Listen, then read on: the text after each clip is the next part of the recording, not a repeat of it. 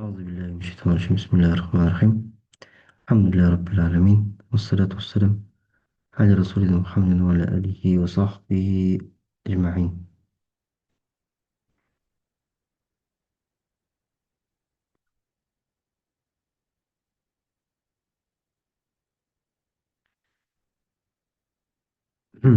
ابن جوزي ضجر إذا أطلق ذكر سبيل الله فالمراد به فالمراد به الجهاد.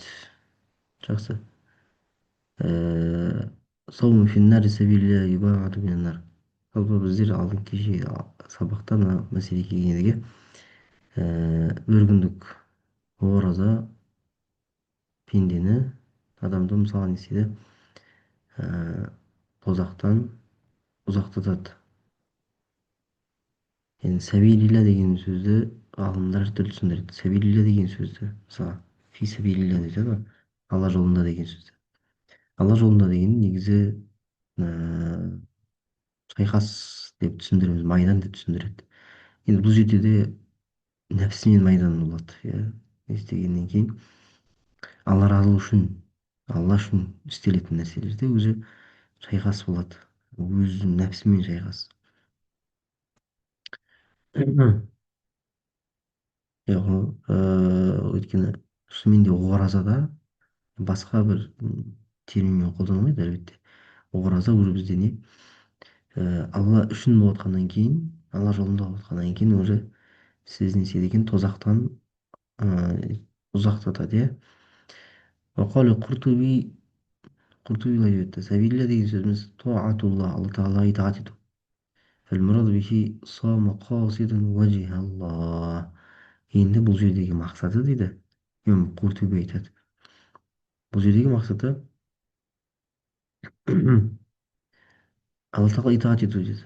Және де не деді, шынайы алланың жүзін көруді қалап, иә, сол мақсатта ораза ұстауды фи сәбилилля деп айтылады екен дейді. Именно сол мақсатта ұстаған оразаларды фи сәбилилля деп айтылады екен, иә.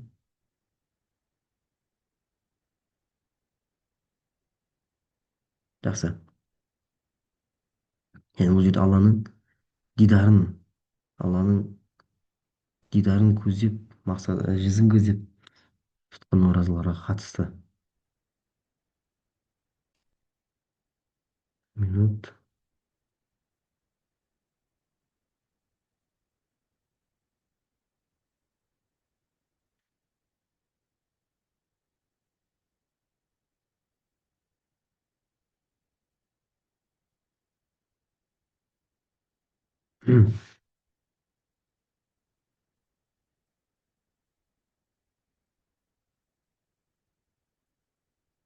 قال حافظ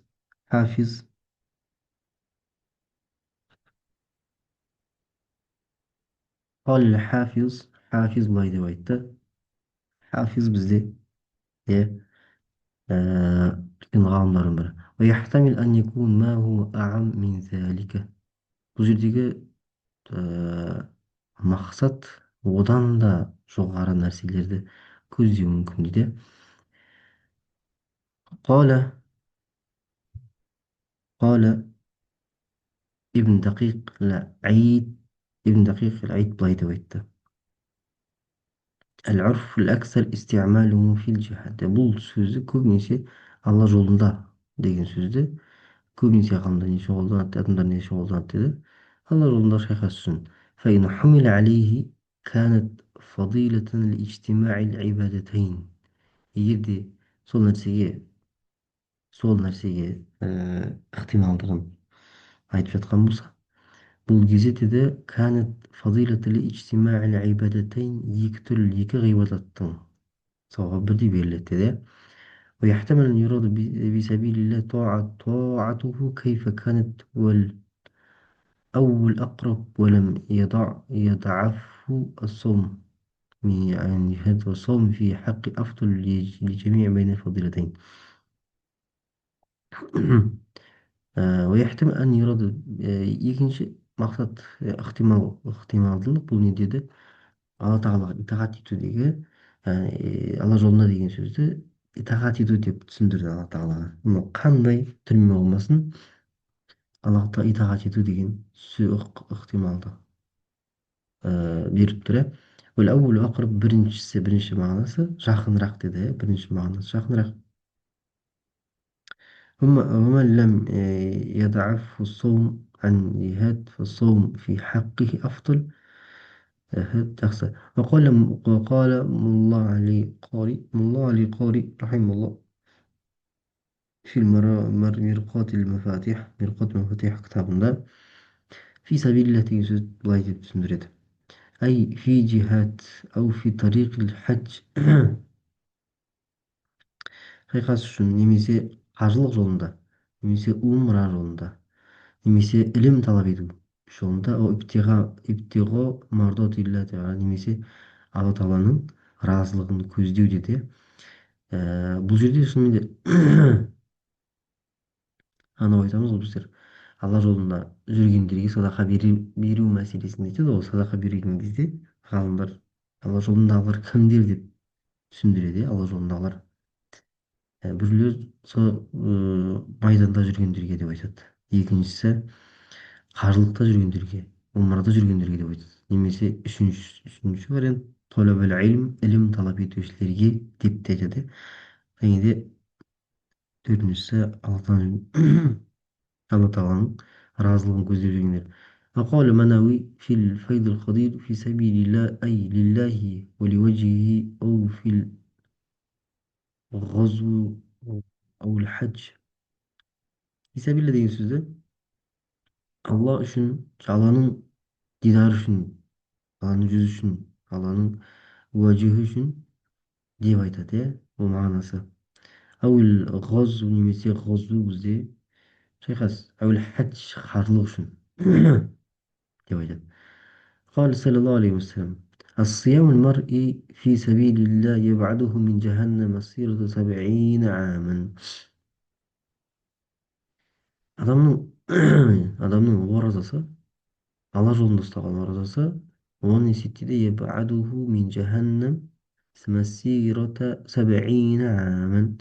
70 жылдық жолдан тозақтан ұзақтатады дейді қысқасы. 70 жылдық жол деген сөз 70 жылдық арақашықтық қысқасы. Сондай арақашықтықтан тозақтан ұзақтатады. Қала саллаллаху алейхи вассалам من صام يوما في سبيل الله кімде-кім алла разы болу үшін бір күн ораза ұстайтын болса баадаллаху минху жаханнам масирата миата амин. Оныменен иә ненің арасын, тозақтың арасын 100 жылдық жол менен есептейді, тозақтан ұзақтатады дейді Алла тағала. Пайғамбар былай деп айтты: من صام يوما في سبيل الله بعدت منه النار مسيرة 100 عام. Кімде-кім тозақтан, кімде-кім алла разылығы үшін алла жолында бір күн ораза ұстайтын болса деді, оны деді одан тозақ деді 100 жылдық арақашықтықта ұзақтайды деді.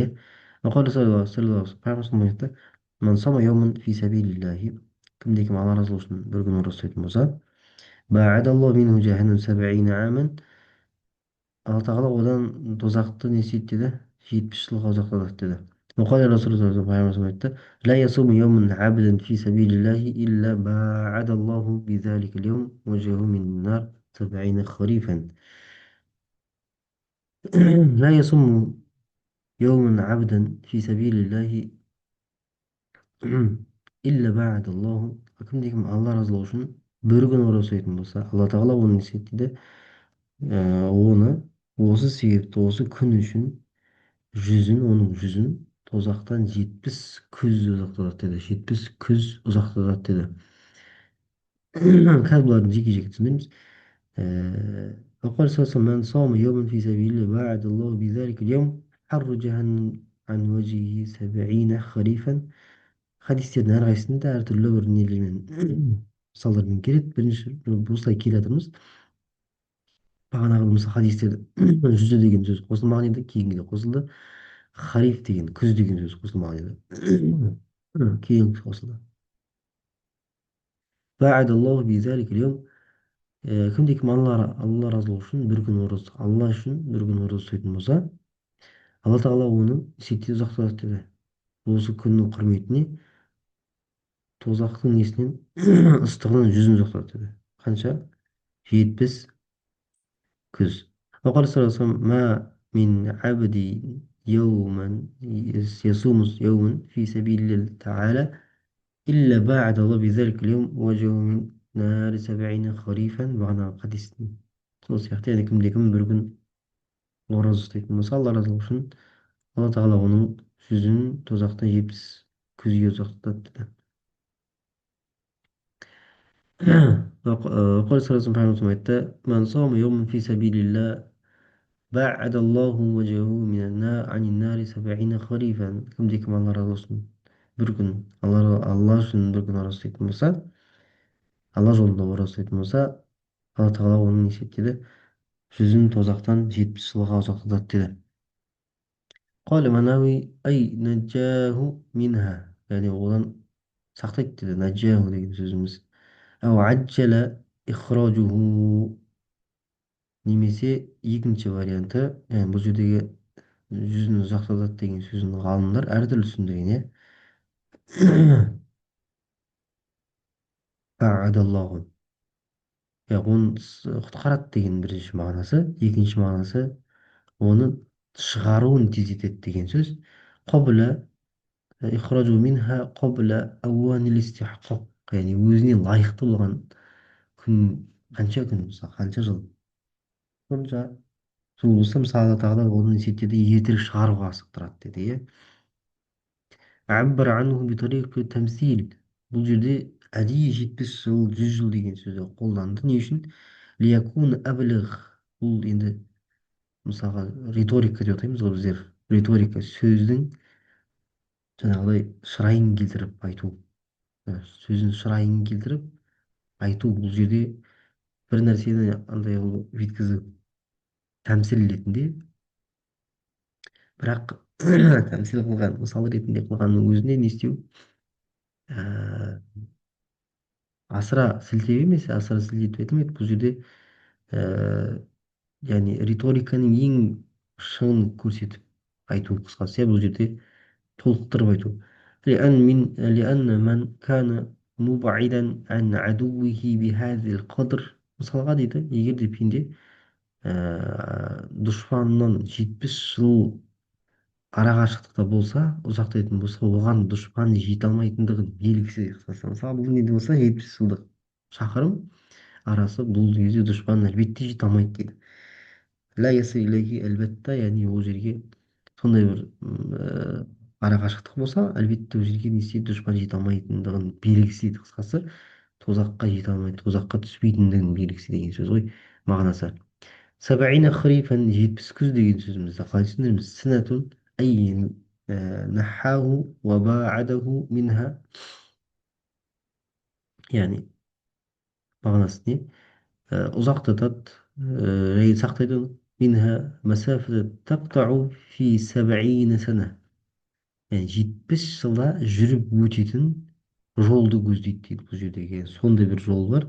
70 жыл жүретін болса, иә, пенде сол кезде ғана жетеді сондай бір жол. Иза күллу ма марра хариф инқатат сана. Мысалға, иза күллу ма марра хариф инқатат сана. Мысалға, әрбір күз сайын бір жыл өтіп кетеді, қысқасы. Бір жыл өтеген болып қаламыз. فهو من إطلاق اسم البعد على الكل. Бұл жердегі мақсат тек қана күзді айтып, жылды көздеп кету дейді, қысқасы, иә, бір бөлігін айтып қана жылды айтып кету. وذكر الخريف من ذكر الجزاء وإيراز الكل. Бұл жердегі жүз мен зикр жүз إيراز الكل. Тек қана бір бөлігін айтып қойып, ол барлығын жылдың көздеп кету мақсатында айтып. وخصه دون غيره من الفصول لأنه وقت البلوغ الثمار وحصول السعة العيش. Не үшін күз деген сөзді қолданады? Өйткені күзде жекелеп алуының себебі күзді күндері неше етеді? егіндер пісіп, иә, жемістер беріп бастаған кезде, және де өмірдің жақсарып бастаған кезі дейді қысқасы. Иә, осы шақтарда не істейді деді. Осы шақтарда күз деген құланың себебі сол дейді қысқасы. يعني كذلك لأنه تحمل مشقة الصوم ومشقة الغزو فاستحق بهذا التشريف. يعني бұл жердегі оразаның машақаты, иә, майданда жүрген адамның машақатындай күш алғандығы үшін, иә, сол құрметке лайықты болды дейді. وقال صلى الله عليه وسلم من صام يوما في سبيل الله زحزح الله وجهه من النار بذلك اليوم 70 خريفا. Кімде-кім алла разы болсын ораза ұстайтын болса бір күн, алла тағала оның жүзін тозақтан 70 жыл азықтады дейді. من صام يوما في سبيل الله جعل الله بينه وبين النار خندقا كما بين السماء والأرض. яғни кімде-кім алла разы болсын бір күн ораза ұстайтын болса, онымен тозақтың арасында жер мен көктің арасындай бір ор жасалады деді, иә. Ахи, жақсы. Осымен бүгінгі сабағымызды аяқтайық, иншалла. Фадилатул ашира, 10-шы артықшылыққа келдік, иә. Алла тағала баршамызға разы болсын. Ва ахиру дағуана, алхамдулиллахи раббил аламин.